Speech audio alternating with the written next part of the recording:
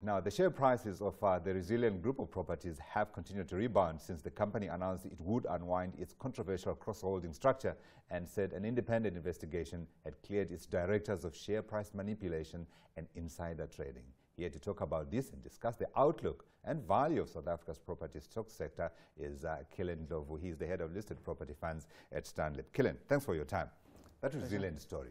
Sure. Is it done? Is it dusted? Well, I guess probably I would say it's a step in the right direction. So there's always been concerns for the last 2-3 months. At least we've got something to refer to. There is concerns from different parties that they haven't been consulted. But the good thing is that the independent reviewer is looking to accommodate everyone. But at the end of the day, what matters is actually the outcome from the JSE as well as the FSB. But so that could take time. Yeah. Right. Yeah. And in terms of the independence of that independent probe, how independent was it? Well, I guess it's the board appointing actually independent people who work we know in the boards industry. also appoint Yes. auditors, and auditors Yes. they've been doing stuff. Sure. Yeah. So I'll probably say it's just not good to get a different view from somebody who's not in the industry, and some of the team members, they have worked at the FSB as well. Yeah. So it actually helped to actually consolidate all those different views. Yeah. So it's a nice, I'll probably say, starting point. Sure. Whilst waiting for actually the details coming from the JSE as well as FSB. And you guys are shareholders in Resilient? Yes, we're shareholders. Are you happy with the process? Are you happy with the outcome of that investigation? I'll probably say we're happy with actually what's been going on, actually the progress of things. So where they've been unwinding the cross-holdings, worked on the Siaka Education Trust, as well as actually looking to revisit the board. So these things are actually they're doing, listening to the market. So they've been responsive. Yeah. It's interesting we're having all these governance issues at South African companies. I mean, you have to talk about what's going on in Steinhoff, you talk about what we have had with the auditors and all that. Are you concerned that perhaps, you know, the JSE, widely regarded as one of the best regulators in the world, actually needs to tighten some things, and maybe within your sector as well? Sure, yes. Actually, we find that going forward, probably ESG is actually becoming a bigger theme, not just locally, just explain for the benefit of our listeners just what ESG is and why it's important and why you think it will make a difference. I guess probably starts from environmental issues and then social issues as well as governance. So governance probably that focuses more on your board members, how independent are they as well.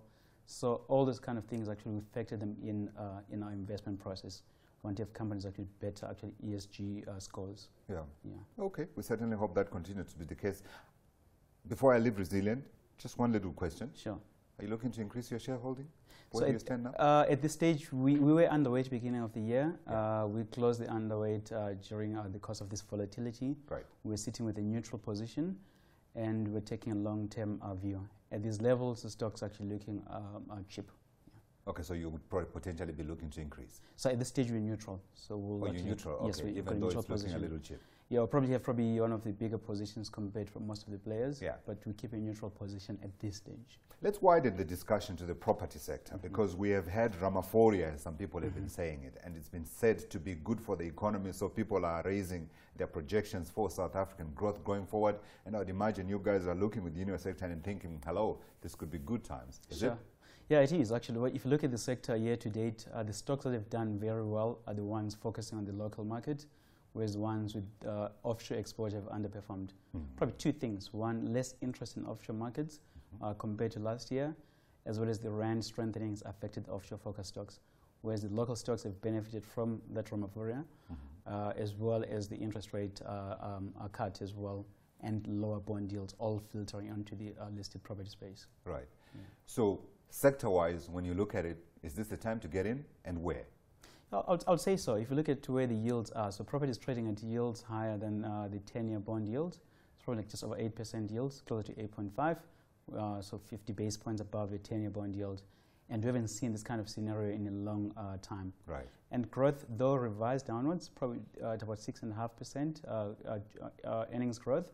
It's above inflation of, let's say, 4.5% thereabouts. So you're getting inflation beating growth, a higher yield than bonds, and we're more like at the bottom of the market if you look at the different sectors. Yeah. Is that all round? Is that commercial? Is that industrial? Is that residential? Yes, all combined. So basically our sector is basically retail, office and industrial. Then we do have some residential exposure, which is quite small. Yeah. But in terms of the areas to invest in, where would you say the money, the easy money, will be made? So in terms of sectors, I'll probably say, probably start with the weakest. Office market, we believe it probably take time for the vacancies or all these new developments coming up. There's still lots of vacancies, lots of to-let signs. If probably our CEOs are driving to offices, just too many developments and vacancies.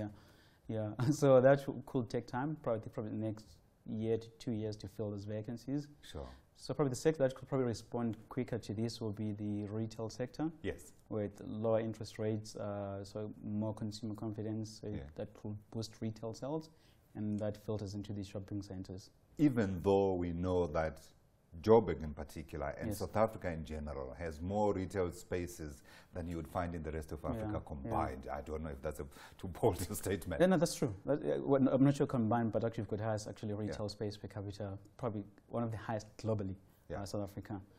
If you look at the trading densities last year or your sales growth, it was down about 1% or so. So it's probably a recovery of actually lower levels. So we're still concerned with the supply coming through. There's lots of malls coming up. We've got a huge extension of Fourways Mall that will affect probably 2 or 3 shopping centers around. Absolutely. So there's going to be growth, but probably not like the same level as the last probably 10 years or so. So pretty moderate growth, I would say. So you're looking forward to bigger distributions, are you? So for 6.5%, reasonable actually in this market. Should it be more? It should. I guess if you get to 3-4% GDP growth like other emerging markets, then you'll probably get more.